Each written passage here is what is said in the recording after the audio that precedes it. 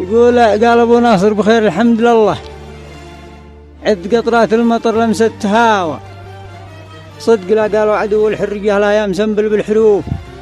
اد المساوى للصراحة مزعجه الصدق شغله ما علي، لا ضاق مني من تشاوى ودي ينضم من جزيل الشعر جزله لا نظم غيري من الشعر المصاوى، ويش عنا عنتر إلا حب عبله يا محبين الردى من حب واوى، الخرافة ما تمضيها مجلة والحقيقة ما تعرقلها دعاوى، والجماله كائده ما هي بسهلة يا مدورها بلا جدوى تساوى. إيه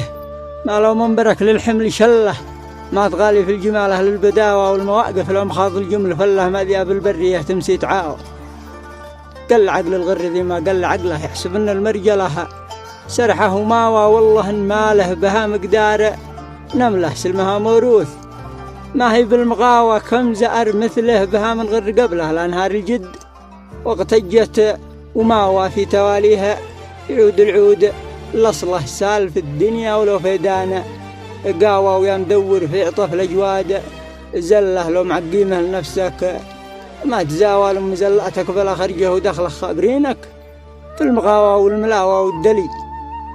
لا جمله الفسل شله والمنافق لا سرح بالكذب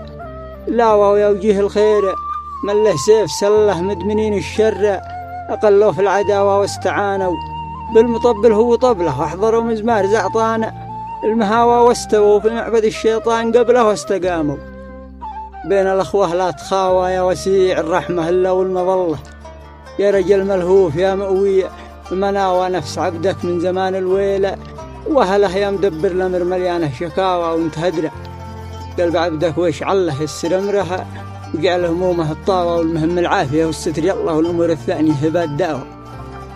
سلامتكم.